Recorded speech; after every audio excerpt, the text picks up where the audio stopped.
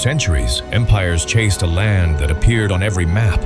Armies marched, ships vanished, fortunes burned, but the empire they were chasing never existed. This is the story of what happens when the map is wrong.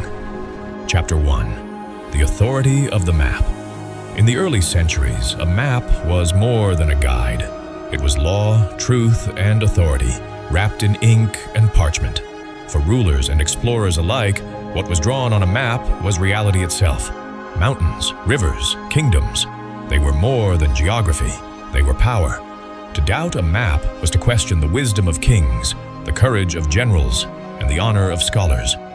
Imagine a world without satellites, without accurate surveys, without photographs. The only evidence of faraway lands came from travelers' tales, scribes' notes, and the fragile, often conflicting reports carried by merchants.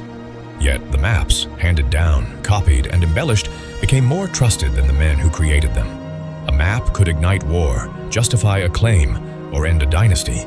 An empire's legitimacy often rested on a few lines drawn with quill and ink. It was in this climate of unquestioned trust that phantom lands found life. Cartographers worked under immense pressure, not only to chart the world, but to satisfy patrons who wanted to see territories they dreamed of owning. Errors in early maps did not remain hidden. They were repeated, magnified, and turned into accepted truths. A mountain could become a river. A small village could become a city. And sometimes, entire empires could be born where no one had ever set foot. The authority of the map was absolute, and with it came an unseen but irresistible force: obsession. Explorers and scholars dedicated their lives to confirming what the map told them. To resist it was unthinkable. They did not merely follow a map, they served it. And in that unquestioned obedience lay the seed of disaster. Because when a map was wrong, no one dared to speak the truth. Chapter 2. An empire is drawn. It began on paper. No armies marched, no palaces rose. Yet on every new edition the empire appeared, grander than before. Its rivers were long, its cities majestic, its boundaries stretching impossibly far. The map-makers, often separated by decades and continents, borrowed from one another, amplifying mistakes until the empire seemed undeniable. Merchants reported sightings, travelers told rumors, and scholars wrote of its laws and customs as if they had witnessed them. Each repetition reinforced the illusion. Soon, kings believed it, generals plotted campaigns to conquer it, and investors funneled wealth to prepare expeditions. The empire existed only in ink, imagination, and consensus. And yet, it became one of the most dangerous forces in the world. There was no foundation in reality. No armies, no rulers, no subjects. But in the minds of men, it was as real as Venice or Cairo. Nations signed treaties with a place that had never existed. Scholars wrote histories based on an empire they would never see.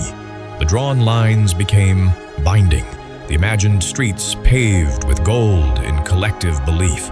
The drawn empire was beautiful in its fiction. Its architects on paper achieved something that real emperors often failed to do: universal recognition. And yet, the danger lay in belief. When people dedicate resources, armies, and lives to a fiction, the consequences are inevitable. Chapter 3. The Chase.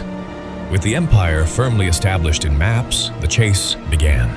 Armies were raised, ships built, and fleets sent across oceans. Explorers and merchants risked lives and fortunes, motivated by a combination of duty, greed, and fear of shame. No one wanted to admit the possibility of error.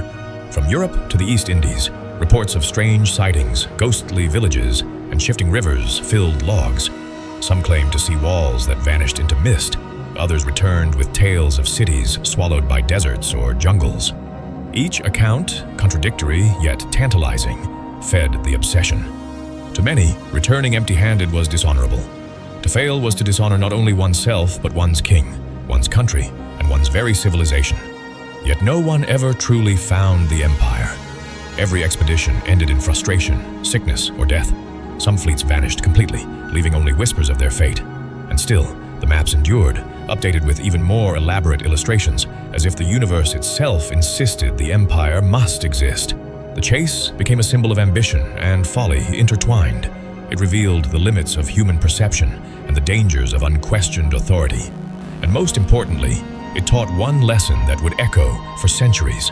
Sometimes the greatest battles are fought not against men, but against ideas. Chapter 4. When reality refused to appear. Eventually, whispers of doubt began to circulate among the brave and the learned. Reports from returning explorers, inconsistent sightings, and empty lands started to contradict the map's certainty. But admitting error was impossible. Scholars feared ridicule, generals feared disgrace, kings feared the collapse of their legitimacy. The empire that had dominated minds for generations refused to appear in reality. Oceans, deserts, and jungles remained stubbornly empty. Yet the map still portrayed its majesty.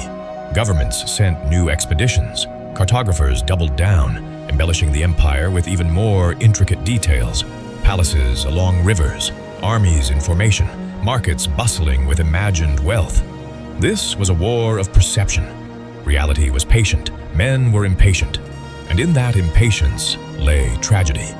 Countless lives were lost chasing shadows, economies strained, alliances shifted, and all the while, the empire lived on in ink, untouchable, untarnished by the mundane truths of existence. The contradiction between reality and belief became a defining feature of this phantom empire. It forced humanity to confront a harsh truth. What we believe can have power over what actually exists. Chapter 5. The cost of a lie. The empire never existed, yet its impact was real. Borders were drawn in anticipation, wars waged over nothing, and fortunes lost forever. The pursuit altered trade routes, redirected exploration, and reshaped political landscapes. Entire continents were influenced by the shadow of a fiction. Historians would later describe this as the empire that never was, yet the cost of its non-existence was staggering. Cities abandoned or founded in hope of proximity, fleets decimated by storms while chasing imaginary lands, treaties negotiated with nothing but ink. These were the consequences of a lie the world chose to believe.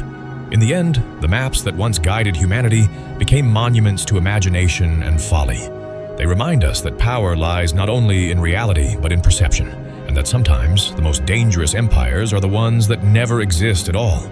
The empire never existed, but the consequences did.